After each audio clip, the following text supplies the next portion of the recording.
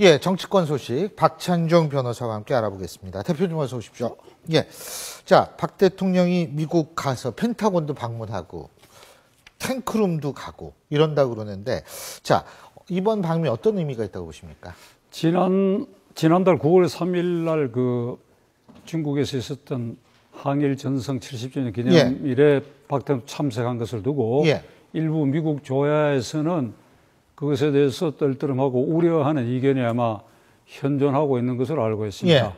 그 이번 방미를 통해서 우리 한국은 어차피 외교 전략으로서도 그렇고 이 한미 굳건한 동맹 우호 관계에 있다고 하는 것을 재확인하고 또 미국이 또 그런 것을 확인하려고 박 대통령을 그런 특별한 예우를 하고 있지 않나 이렇게 생각하는데 박 대통령으로서는 이 북핵 문제가 지금 가장 초미의 한미 현안 문제가 되어 있는데 지금 6년째 6자 회담이 열리지 않고 있고 그 사이에 미국은 이 전략적 인내라고 하는 그런 기초 위에 서 있었는데 그 사이에 그러는 사이에 3차 핵실험이 있었고 장거리 미사일까지 개발했단 말이죠. 그러면 이제 미국이 이 적극적으로 나서야 돼요. 그것은 어제 그저께 그 10월 10일 날 그 노동당 상근 기념일에 김정은 위원장이 한 1년의 그 발언록을 보면 그 미국의 신호를 보내고 있는 게 그래요. 그러니까 예를 들면 그 말 중에 핵이란 말은 뺐다고. 그러니까 경제 국방 우선.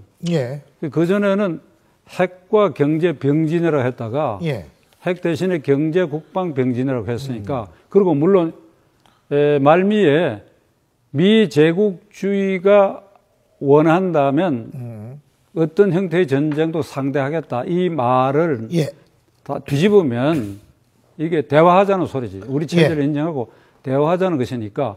그리고 중국도 이번에 그 중앙 상무위원을 파견함으로써 유인산을 파견해서 이 관계 개선의 전제가 핵 문제에 있었다고 보아지니까 지금 분위기가 잘 익었지 않아요. 이럴 때 박 대통령이 미국 갔으니까 거기에 일련의 이 소득을 구현해야 될 것이다. 알겠습니다. 그리고 또 오늘 정치권을 시끄럽게 했던 것이 교과서 문제입니다. 우리나라 정치권이 평소에 이렇게 교육에 관심이 많았나라는 생각이 들 정도인데요. 지금 야당은 총공세에 나섰습니다. 왜?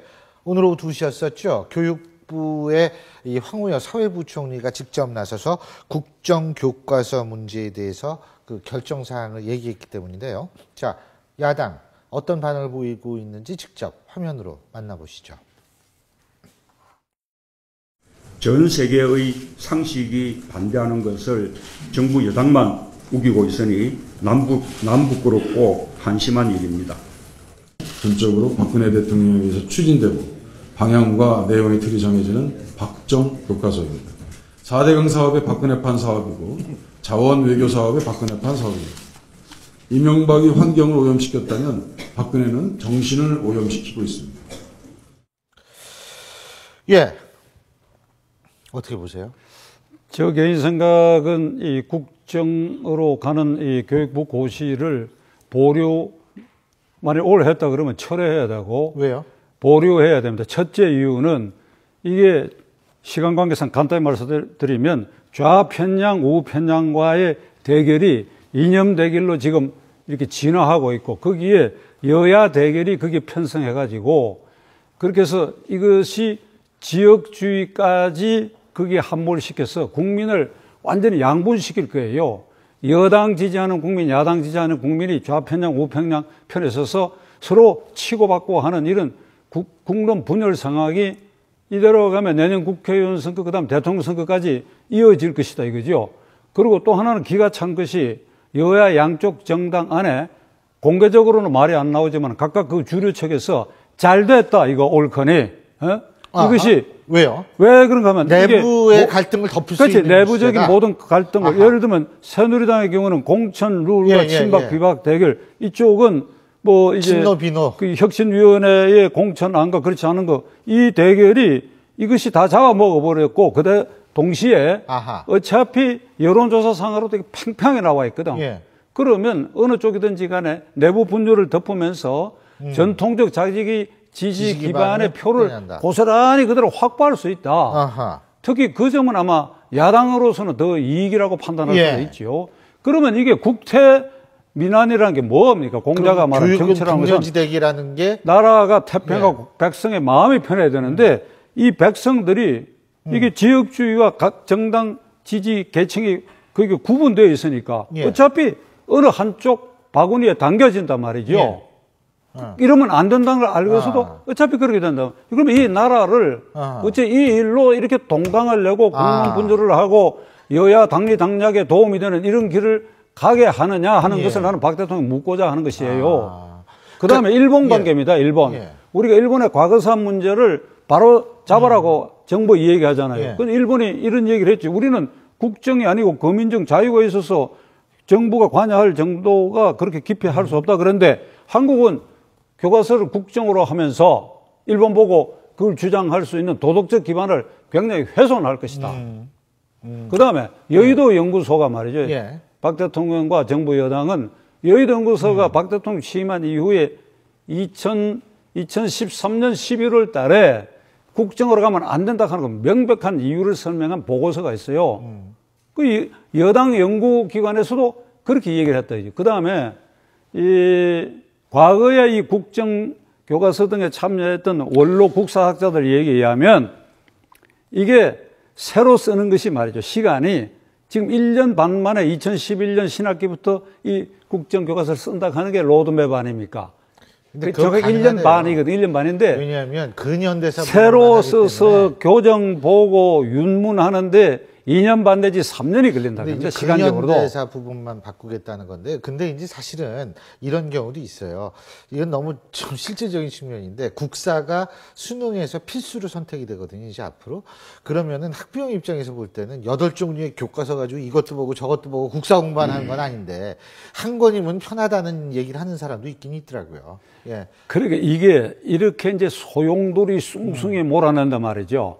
만일 그렇다고 한다면 결단을 내려가지고 수능에 당분간 국사 문제를 뺄 수도 있죠. 국사 과목 자체를. 그렇게 되면 그러니까 이런 것을 올라가는 거고요. 이게 긍정적인 방향으로 총체적으로 예. 그 인원을 할 알겠습니다. 그러한 기회를 안 갖고 예. 그게 벌써 이렇게 내리밀면 알겠습니다. 누가 말한 대로 대한민국 헌법 1조가 민주공화국이라고 되어 예. 있는데 공화라는 뜻이 예. 더불어 화합하고 인원하다는 뜻이 있잖아요. 우리가 그런 능력이 없느냐 이게 과연. 알겠습니다. 자, 다음 주제로 넘어가 볼 텐데, 이 전두환 전 대통령이 모교인 대구 공고를 3년 만에 찾았다. 뭐, 모교 행사에 다시 참여한 건데, 외부 활동을 다시 시작했다고 볼 수 있는 부분인데, 왜 다시 시작했다고 보십니까? 그건 제가 안 물어봐서 모르겠습니다. 아니, 뭐, 물어본 것만 답하시는 건 아니잖아요. 전두환 대통령은 제가 예. 군대 시절에 딱 한번 저녁 한번 같이 먹은 인연이 있는데. 그때 뭐였었어요? 딱 12 전인데 그런 기회가 국회의원 몇 명하고 그런 기회가 있었는데 안 물어봐서 모르겠는데 저는 그 뉴스를 보고 예. 그 몇 년 전에 갔을 때 그 졸업생 후배들이 예. 좀 이렇게 대열을 지어갖고 단상에 있는 전두환 전 대통령을 향해서 절을 하면서 각하 만수무강을 기원한다 그랬다잖아요. 이 얘기 났으니까 저는 전두환 대통령이 지금 이럴 일이 아니고 지금 방금 우리가 이야기한 국사 문제 있잖아요. 예.